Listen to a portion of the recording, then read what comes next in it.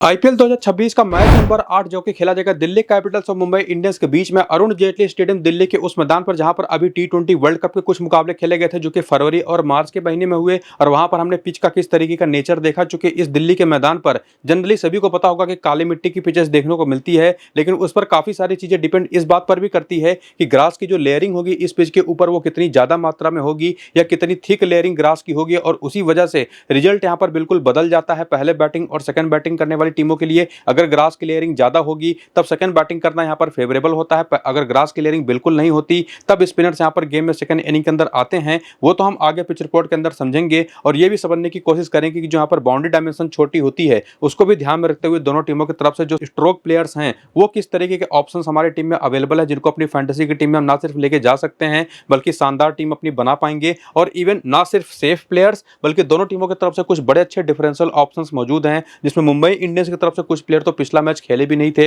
लेकिन आज खेलेंगे, उसकी संभावनाएं काफी ज्यादा हैं। तो ये सारी बातें हम इस वीडियो के अंदर डिस्कस करेंगे, तो शुरू से अंत तक पूरा देखिएगा। फिलहाल डबल हेडर का दिन है 4 अप्रैल को, तो ये 3:30 बजे से पहला मैच खेला जाएगा दिन का, जो कि एक तरह से डे नाइट टी20 मैच। और जैसा मैंने आपको बताया कि अरुण जेटली स्टेडियम दिल्ली के मैदान पर जब खेला जाएगा तो एक तो यहाँ पर एक संभावना खत्म हो जाती है जो होती है ओस की, जो कि निश्चित तौर पर आनी तो है नहीं, लेकिन बाई चांस अगर आने की संभावनाएं भी होती तो ये चूंकि दिन का मैच है जो कि काफी हद तक 6-7 बजे तक खत्म हो जाएगा, तो वहां पर ओस के चांसेस तो बिल्कुल नगण्य हो जाते हैं। लेकिन अगर हम बात करें यहाँ की पिच की सॉइल कंपोजिशन का, जहां पर क्ले का 52%, सैंड का 34% और सिल्ट का 14% यहाँ पर होता है, यानी कि कहने का मतलब कि जो ओवरऑल ब्लैक सॉइल की पिच बनती है जिसमें ये 3 तरीके के कंटेंट्स यहाँ पर अवेलेबल होते हैं, जिसकी वजह से जो नमी होती है वो काफी हद तक पिच या इसकी जो पिच की मिट्टी होती है वो कैप्चर करके रखती है, और इसी वजह से स्टिकी नेचर की ये पिचेस होती हैं जनरली अगर घास इसके ऊपर ना छोड़ी जाए। और उसके बाद जब घास नहीं छोड़ी जाएगी तो पिच के अंदर क्रैक्स भी डेवलप होंगे। मैच के आगे बढ़ने के साथ साथ काफी हद तक, चूंकि एक तो दिन का मैच भी है,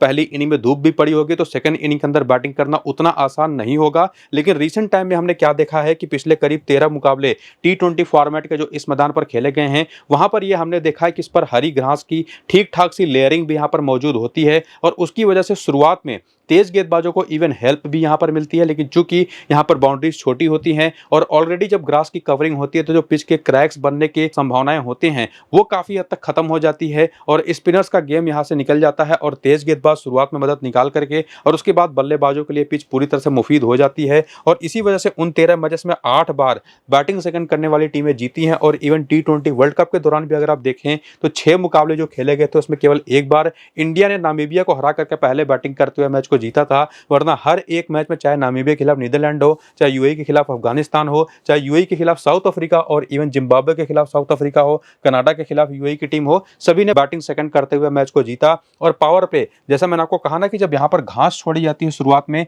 तो पावर प्ले की पहली इनिंग सेकंड इनिंग से कंपेयर करेंगे तो निश्चित तौर पर नई गेंद जो यहां पर आपको घास की वजह से मदद देती है वो बड़ी इंपॉर्टेंट हो जाती है। और इसी वजह से इस पिच रिपोर्ट को देखने और समझने के बाद, और ये जो आपको मैं 13 मैचेस के रिजल्ट्स बता रहा था ना, उन 13 मैचेस में अगर आप देखें तो स्पिन को 63 विकेटें मिली हैं, पेस को 85 विकेटें मिली हैं, और उसमें से 52 विकेटें पहली इनिंग के अंदर मिल गई हैं और 33 विकेटें केवल सेकंड इनिंग के अंदर, जबकि स्पिनर्स को थोड़ी सी ज्यादा विकेटें सेकंड इनिंग के अंदर मिलती है। तो ओवरऑल यहां पर कंक्लूजन यही बनता है कि लास्ट में हमको टॉस के बाद देखना यही पड़ेगा कि जो पिच मिल रही है उस पर ग्रास की लेयरिंग है या नहीं। बाकी काली मिट्टी की पिच होगी, छोटी बाउंड्रीज होंगी, ये बात तो पक्के तौर पर आप कह सकते हैं अभी से। तो जो भी ग्रास लेयरिंग को लेकर के अपडेट्स होंगे वो आपको मैं अपने पिच रिपोर्ट इन्फॉर्मेशन में टॉस के बाद टेलीग्राम और व्हाट्सएप चैनल पर अपडेट कर दूंगा, और यहीं पर अपनी फाइनल टीम भी दूंगा उसकी बेसिस पर। तो जाकर के टेलीग्राम और व्हाट्सएप चैनल को ज्वाइन कर लीजिए। नीचे इसी वीडियो के डिस्क्रिप्शन में और कमेंट बॉक्स में जो पिन किया हुआ कमेंट है, लिंक आपको वहां पर देखने को मिल जाएगा। फिलहाल आगे आइए और देखते हैं यहाँ पर जो प्लेइंग 11 या बैटिंग ऑर्डर उतरते हुए दिखाई पड़ रही है पिछले मैच की तरह दिल्ली कैपिटल्स की टीम की, जहां पर समीर रिजवी को एक इंपैक्ट सब्स्टिट्यूट के तरह लेकर के आया गया, नंबर 4 पर बैटिंग कराया गया और कमाल की बैटिंग 70 रन बाद की पारी खेल करके इन्होंने की, जहां पर पहले 9 गेंदों में एक भी रन नहीं थे इनके। 9वीं गेंद पर खाता खोलने के बाद इन्होंने 70 रन की शानदार पारी खेली, जिसमें नटराजन को इनके जहां पर लेकर के आया गया था। ये 12 प्लेयरों का ओवरऑल लाइनअप आज के इस मैच में भी खेलता दिखाई पड़ सकता है, जिसमें बॉलिंग बाकी जो बेंच के प्लेयर्स हैं उनके नाम भी यहां पर आप देख सकते हैं। और जो बॉलिंग हुई थी इनकी तरफ से कुल टोटल 6 बॉलरों की तरफ से, जिसमें मुकेश कुमार ने 3 ओवर किया था, पहला, तीसरा और पांचवा, और जनरली ये पावर प्ले में ही बॉलिंग करते हैं। और बाकी Lungi Ngidi 1 over power play का, 1 मिडिल का, 2 ओवर डेथ का करते दिखाई पड़ते हैं। अक्षर पटेल आपको मिडिल मिडिल में दिखाई पड़े थे, 1 ओवर या 2 ओवर एक्चुअली इन्होंने पावर प्ले में भी कर दिया था और मैचअप्स पर डिसाइड करेगा कि ये पावर प्ले में बॉलिंग करने आएंगे या नहीं आएंगे। हालांकि सामने की टीम अगर आप देखें तो रोहित शर्मा है, लेफ्ट आर्म ऑर्थोडॉक्स बॉलिंग बहुत अच्छी खेलते हैं और इवन अगर हम बात करें दूसरे प्लेयर रियान रिकेल्टन है जो कि लेफ्ट हैंडर है, तो उनके सामने शायद आपको पावर प्ले में आते दिखाई ना पड़े, तो जनरली आपको यह आज मिडिल ओवर में करते दिखाई पड़ सकते हैं। बाकी नटराजन है, ये भी आपको 2 ओवर तो डेथ का करते दिखाई पड़ेंगे ही। कुलदीप यादव और विप्रेस निगम ने पिछले मैच में जो जो ओवर करे उनके भी नंबर से आप यहाँ पर देख सकते हैं। और उसके बाद करियर के आंकड़े दिल्ली के हर एक प्लेयर का, जो टॉप के 17 प्लेयर्स हैं जिनमें से प्लेइंग 11 बनती दिखाई पड़ रही है मुझे फिलहाल, उसमें जो ये लाइनअप है पूरा का पूरा जो स्क्वाड है उनका कैसा करियर रहा है T20 फॉर्मेट में, उसको आप यहाँ पर वीडियो को रोक करके देख सकते हैं। और उसके बाद आगे बढ़ते हुए रीसेंट फॉर्म की तरफ अगर आप आए तो आपको पता चलेगा कि पिछले मैच में केएल राहुल जो बिना खाता खोले आउट हो गए थे, जबकि 1 रन बनाया था केवल प्रथम निशंका ने, नीतीश राणा ने बनाए थे 15 रन, लेकिन उसके बाद अक्षर पटेल भी बिना खाता खोले यहाँ पर आउट हो गए थे बोल्ड होकर के प्रिंस यादव की गेंद पर, जो कि लखनऊ के लिए खेलते हैं। लेकिन उसके बाद समीर रिजवी ने 70 नाबाद की शानदार पारी खेल करके, और इवन वहीं पर देखें तो ट्रिस्टन स्टफ जो कि एक स्पेशलिस्ट हैं किसी भी मैच को फिनिश करने के लिए, 39 रन की नाबाद पारी खेल करके, पहला जो कोलैप्स हुआ था शुरुआत में 4 विकेटों का, उसके बाद एक भी विकेट गिरने दिया नहीं इन दोनों ने, और टिक करके बैटिंग करते हुए 140 प्लस का स्कोर चेज करा दिया अपनी टीम को और एक शानदार जीत दिलाई अपनी टीम को। और उसके अलावा इनके तरफ से जो बॉलर है, जिसमें विप्रेस निगम ने तो एक ही ओवर किया था, विकेट नहीं मिला, लेकिन लुंगी एंगीडी की बात कर लें, कुलदीप की बात कर लें, नटराजन की बात कर लें, कमाल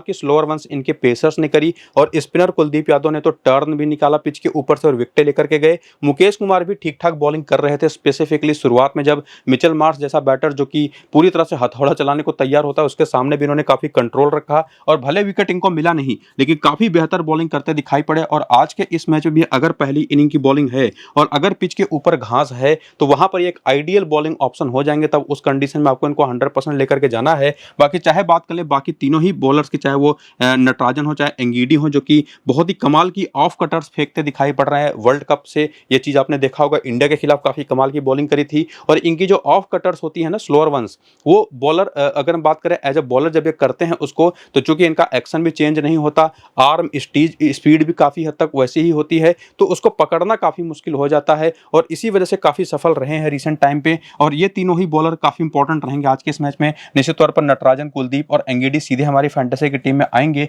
और बैटिंग में हालांकि केएल राहुल पिछले मैच में नहीं चले थे, लेकिन स्टिल ये आपके लिए काफी इंपॉर्टेंट रहेंगे। बाकी नीतीश राणा, प्रथम निशंका, ये निश्चित तौर पर एक रिस्की ऑप्शन ही हमेशा होते हैं। दोनों का फॉर्म अगर आप देखें तो नीतीश राणा तो फिर भी ठीक ठाक फॉर्म में है, लेकिन प्रथम निशंका का हाईली इनकंसिस्टेंट होना ये काफी हद तक एक बुरी बात रही है अगर आप इनको फैंटेसी टीम में लेकर के जाएं, अगर ये फ्लॉप हो गए उसी तरह से। लेकिन समीर रिजवी की बात करें, जो कि एक बड़े इंटरेस्टिंग ऑप्शन हो सकते हैं। लास्ट वाला जो आईपीएल हुआ था तो वहां पर भी उन्होंने आखिरी मैच में हाफ सेंचुरी लगाई थी, उसके बाद इनका डोमेस्टिक करियर बहुत ही शानदार रहा। और इवन आखिरी के 5 मैचेस देखे, जिसमें पिछले मैच में 70 रन की पारी खेली, उसके पहले 88 नाबाद, 8, 17 नाबाद, 80 नाबाद, यानी कि लास्ट के 5 मैचेस में 4 बार तो नॉट आउट ही लौटे हैं, यानी कि कमाल की फिनिशिंग भूमिका निभाई है एक मिडिल ऑर्डर बैटर के तौर पर। और वही चीज आपको ट्रिस्टन स्टफ्स के भी साथ दिखाई पड़ेगी, ये भी आखिरी 5 मैचेस में 4 बार नॉट आउट लौटे हैं। और इवन अगले और 4 मैचेस ऐड कर दें, यानी कि पिछले 9 मैचेस में 7 बार नॉट आउट लौटे हैं, तो आप समझ सकते हैं कि कितना बढ़िया बैटिंग ये कर रहे हैं नीचे लोअर ऑर्डर में आकर के। और चूंकि समीर रिजवी, केएल राहुल ही 2 भरोसेमंद ऑप्शन दिखाई पड़ रहे हैं टॉप ऑर्डर पर, और साथ ही साथ अक्षर पटेल को तो आप ड्रॉप कर दी सकते हैं, पिछले मैच में इन्होंने भी 1 विकेट लिया था, तो ट्रिस्टन स्टफ्स को भी आप चाहें तो ट्राई कर सकते हैं समीर रिजवी की ही जगह पर। हालांकि मैं ये सजेस्ट नहीं करूंगा फिलहाल के लिए। अक्षर पटेल, समीर रिजवी और केएल राहुल हमारी टीम में होंगे, लेकिन जैसा मैंने आपको बताया कि समीर रिजवी को अगर आप नहीं ले रहे तो ट्रिस्टन स्टफ्स को भी आप साथ में लेकर के जा सकते हैं। और बाकी ये तीनों बॉलर तो आपकी टीम में रहेंगे ही, जिसमें मुकेश कुमार को लेकर के भी आपको मैंने अपडेट किया कि पहली इनिंग की बॉलिंग हो और पिच के ऊपर घास अगर हो तो निश्चित तौर पर एक बढ़िया ऑप्शन होंगे। बाकी हेड टू हेड के आंकड़े अगर आप देखें तो बैटिंग एवरेज 69 का है। जब बात आती है मुंबई के खिलाफ खेलने की तो केएल राहुल के कमाल के नंबर्स आपको देखने को मिलेंगे, लेकिन नीतीश राणा के नंबर्स थोड़े से एवरेज हैं। समीर रिजवी ने 1 मैच खेल करके 39 रन बना रखा है, प्रथम निशंका खेले नहीं है, लेकिन वहीं पर अक्षर पटेल के आंकड़े एवरेज ही आप कहेंगे ओवरऑल। लेकिन दिल्ली के इस पिच पर निश्चित तौर पर स्पिनर्स के लिए कुछ ना कुछ तो रहता है, तो ये मेरे लिए काफी इंपॉर्टेंट ऑप्शन रहेंगे आज के इस मैच में। और इवन इसी मैदान पर ट्रिस्टन स्टफ्स ने 4 मैच 122 रन बना रखे हैं 61 के एवरेज से, क्योंकि 2 बार तो नॉट आउट ही लौटे हैं। डेविड मिलर के भी आंकड़े यहाँ पर कमाल के हैं, लेकिन बैटिंग काफी नीचे आ रही है फिलहाल। बाकी विप्रेस निगम के भी 2 मैच में 34 रन 2 विकेटें हैं। एंगीडी और चाहे बात कर ले कुलदीप, चाहे बात कर ले नटराजन, ये तीनों तो काफी बेस्ट ऑप्शन होंगे ही काफी हद तक हमारी टीम में आने के लिए। लेकिन इंटरेस्टिंगली कुलदीप और नटराजन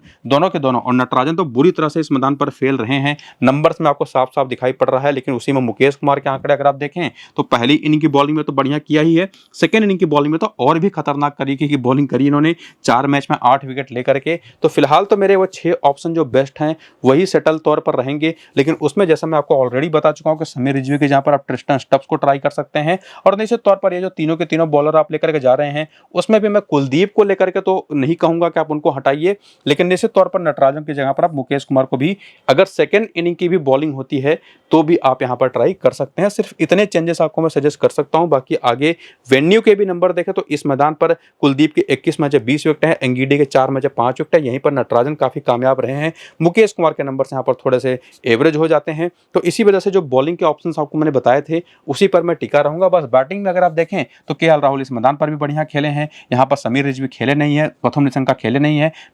नीतीश राणा के नंबर यहाँ पर बहुत ही खराब हैं, लेकिन अक्षर पटेल यहाँ पर ठीक ठाक कमाल करते दिखाई पड़े हैं, और इवन ट्रिस्टन स्टब्स ये भी यहाँ पर कमाल करते रहे हैं, और डेविड मिलर भी। तो काफी स्टेबल सी और बढ़िया सी ये टीम दिखाई पड़ रही है फिलहाल, बैटिंग कंपोजिशन में भी और साथ ही साथ बॉलिंग में भी कमाल की मजबूती इनके पास है, और अगर मिचेल स्टार्क ज्वाइन कर गए होते तब ये टीम और खतरनाक हो जाती। बाकी इनकी बैटिंग की वीकनेस चेक करने जाए प्लेयर बैटल में तो केएल राहुल, हार्दिक पांड्या और शार्दुल ठाकुर पर विकेटें देते तो रहे हैं, लेकिन बहुत सारे रन बनाने के बाद जम करके पिटाई की है। वैसे भी आपने पीछे देखा 69 का इनका एवरेज है मुंबई के खिलाफ। बाकी करुण नायर, हार्दिक पांड्या और जसप्रीत बुमराह पर काफी सस्ते में आउट होते रहे हैं। नीतीश राणा की बात करें तो Bumrah, Trent Boult, left arm pace और लेग स्पिन बॉलिंग, इस तरीके के ऑप्शंस के खिलाफ ये विकेटें देते रहे, जिसमें ट्रेंट बोल्ट को तो फिर भी ये काफी बेहतर खेल गए हैं। नीतीश राणा की बात हो रही थी वहां पर, चूंकि पिक्चर वहां पर समीर रिजवी की लगी थी। बाकी डेविड मिलर और ट्रिस्टन स्टब्स के भी आंकड़े अगर आप देखें तो ये दोनों के दोनों साउथ अफ्रीकन प्लेयर्स थोड़ा सा स्पिन को लेकर के निश्चित तौर पर घबराते जरूर है। हालांकि उसमें अगर हम बात करें ट्रिस्टन स्टब्स की तो ये फिर भी स्पिन काफी ठीक ठाक खेल जाते हैं, थोड़े से नंबर इनके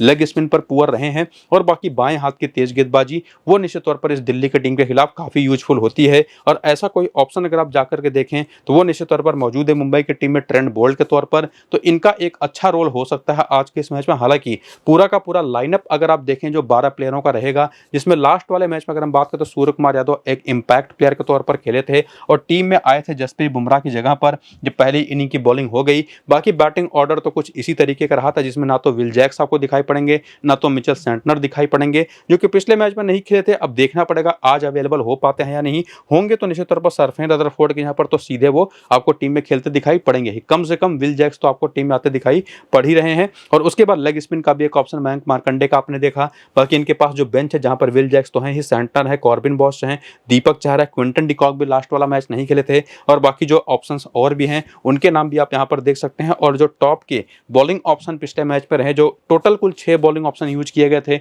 वानखेड़े के मैदान पर जम के पिटाई हुई थी सभी बॉलरों की, लेकिन उसमें शार्दुल ठाकुर 3 विकेट लेकर के गए थे, 1 ओवर पावर प्ले का, 2 ओवर मिडिल का, 1 ओवर डेथ का इन्होंने किया था। ठीक उसी तरह से हर एक बॉलर के वो नंबर आपके सामने हैं कि किसने कहां पर आकर के किस कौन से ओवर में बॉलिंग करी, वो नंबर्स आप यहां पर देख सकते हैं। मयंक मार्कंडे से तो केवल 1 ही ओवर कराया और उसमें 16 रन चले गए, तो उसके बाद उनको बॉलिंग मिली नहीं। और बाकी यहां पर करियर के आंकड़े अगर आप देखना चाहें तो मुंबई के प्लेयर्स का देख सकते हैं वीडियो को रोक करके, और उसके बाद रीसेंट फॉर्म जिसमें पिछले मैच में यानी कि एक ही मैच की ये टीम खेली है, उसके नंबर अगर आप देखें तो रोहित शर्मा जो कि ऑलरेडी बड़े अच्छे फॉर्म में थे, इवन रियान रिकल्टन भी ऑलरेडी बड़े अच्छे फॉर्म में थे, और दोनों ने अपना फॉर्म बरकरार रखा 78 और 81 रन की शानदार पारियां खेल करके। हालांकि उसके बाद की जो बैटिंग थी, हालांकि उतने रन बचे भी नहीं थे, लेकिन निश्चित तौर पर उसके बाद की बैटिंग बहुत ज्यादा कमाल करते दिखाई नहीं पड़ी। सूर्य कुमार यादव और तिलक वर्मा ने निश्चित तौर पर तेजी के साथ 16 और 20 रन बनाए और उसके बाद विकेट दे करके चले आए, लेकिन हार्दिक पांड्या नॉट आउट रहे, 18 रन बनाए नाबाद और 1 विकेट भी उसके पहले लिया था। बाकी नमन धीर तो बहुत नीचे आए थे, स्मॉल लीग के पर्सपेक्टिव में तो वैसे भी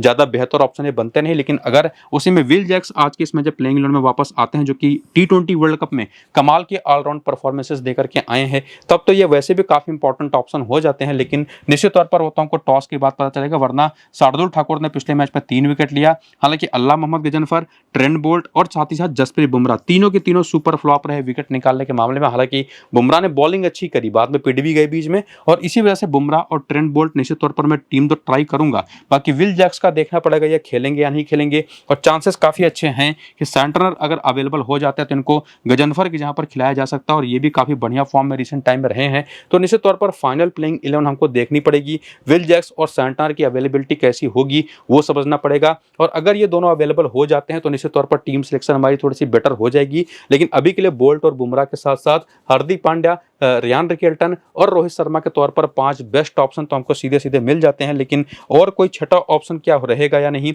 उसके लिए एक तो निश्चित तौर पर आंसर वहीं पर बनेगा कि विल जैक्स या सैंटनर खेलेंगे या नहीं खेलेंगे। खेलेंगे तो विल जैक्स बेस्ट ऑप्शन है, वरना आगे बढ़ते हुए हेड टू हेड के आंकड़े देखें तो इस टीम के खिलाफ यानी कि दिल्ली के खिलाफ वैसे तो रियान रिकेल्टन के आंकड़े काफी अच्छे हैं, रोहित शर्मा थोड़े से कमजोर जरूर पड़े हैं, तो इनको आप कप्तान तो कम से कम मत बनाइएगा। बाकी सूर्य कुमार यादव का 32 का एवरेज है, 34 का एवरेज यहाँ पर अगर आप देखें तो नमन धीर का है और उसके तिलक वर्मा का है, माफ करिएगा। नमन धीर के भी तो 2 मैच में 62 रन है ही, और बाकी हार्दिक पांड्या इनके आंकड़े दिल्ली के खिलाफ अगर हम बात करें तो आईपीएल में जितनी भी टीमें खेलती हैं ना, उनमें से सबसे खराब आंकड़े किसी के खिलाफ हार्दिक पांड्या के हैं तो वो दिल्ली के ही खिलाफ हैं। और उसके बाद सरफेन के भी एक मैच में 43 रन है, शार्दुल ठाकुर के 8 मैच में 7 विकेटें हैं, और बाकी ट्रेंट बोल्ट और बुमराह के आंकड़े तो ऑब्वियस है। वो आपने वीकनेसेस में भी पीछे देखा था कि बाएं हाथ के तेज गेंदबाजी पर दिल्ली के जो बैटर्स हैं वो फंसते हैं, और वही नंबर्स आपको यहाँ पर ओवरऑल दिखाई पड़ेंगे। बाकी विल जैक्स के नंबर्स हैं, मिचेल सैंटनर के नंबर है, 2 मैच में 5 विकेट दिल्ली के खिलाफ ले चुके हैं, ये काफी इंपॉर्टेंट बन सकते हैं अगर खेलते हैं। बाकी इस मैदान पर परफॉर्मेंसेस की बात करें तो वो भी आपके सामने, जहां पर सूर्य कुमार यादव इंटरेस्टिंगली छोटी बाउंड्री वाले मैदान पर नहीं चले कभी, वो भी 13 मैचेस में केवल 16 का एवरेज है, लेकिन तिलक वर्मा यहाँ पर बढ़िया काम करते दिखाई पड़े, तो छठा प्लेयर आप तिलक वर्मा ट्राई कर सकते हैं या सूर्य कुमार यादव भी। बाकी नंबर्स आपके सामने हैं ही। और उसके बाद आकर के यहाँ पर वीकनेसेस देखें इस मुंबई की टीम का, तो कुलदीप यादव और leg spin type of bowling या स्पेसिफिकली आप कहें तो रेस्ट स्पिन वो परेशान करती है मुंबई के बैटर्स को। बाएं हाथ की तेज गेंदबाजी भी इनके खिलाफ काम आ जाती है। एंगीडी तो निश्चित तौर पर अपनी स्लोअर वंस की वजह से काफी इंपॉर्टेंट रहेंगे। अक्षर पटेल भी एक बार आउट कर चुके हैं वहां पर रोहित शर्मा को, बाकी सूर्य कुमार यादव को भी एक बार आउट तो किया है लेकिन 60 रन देने के बाद, और उसके बाद एंगीडी भी इनको 2 बार आउट कर चुके हैं लेकिन 60 रन देने के बाद। और उसके बाद हार्दिक पांड्या के भी आंकड़े आप देखें तो थोड़ा सा फंसते जरूर है स्लोअर वंस पर और even left arm Orthodox bowling पर। ओवरऑल आपने पीछे आंकड़े देखे भी थे दिल्ली के खिलाफ, इनके उतने अच्छे हैं नहीं। तो चाहे हार्दिक पांड्या हो चाहे रोहित शर्मा हो, ये तो मेरा हाईली मैं आपको काफी इंपॉर्टेंटली बेसिकली सजेस्ट करूंगा कि कप्तान है वाइस कप्तान इन दोनों को आपको नहीं बनाना है, वो बाकी आपका डिसीजन है, लेकिन मेरे हिसाब से जो होना चाहिए वो आपको मैंने यहाँ पर बता दिया, नंबर्स की बेसिस पर भी और जो इतिहास रहा है उसके हिसाब से भी। लेकिन फिर भी जो पिच होगी वो उसको देखना और समझना तो जरूरी है। उसका रीजन आपको मैंने वीडियो को शुरू में ही पिच रिपोर्ट के टाइम पर बताया था, तो वो जो भी पिच रिपोर्ट होगी, पिच की इमेजेस वगैरह होंगी, वो आपको मैं टेलीग्राम और व्हाट्सएप पर शेयर करूंगा, और अपनी फाइनल टीम भी टेलीग्राम और व्हाट्सएप पर दूंगा। तो पूरा वीडियो को देखिए, और नीचे इसी वीडियो का डिस्क्रिप्शन और पिन कमेंट में जाकर के जो लिंक है टेलीग्राम और व्हाट्सएप को, उसको क्लिक करके टेलीग्राम और व्हाट्सएप को ज्वाइन कर लीजिए। फिलहाल ये वीडियो यहाँ पर होता है कंप्लीट। चलते हैं, नमस्कार।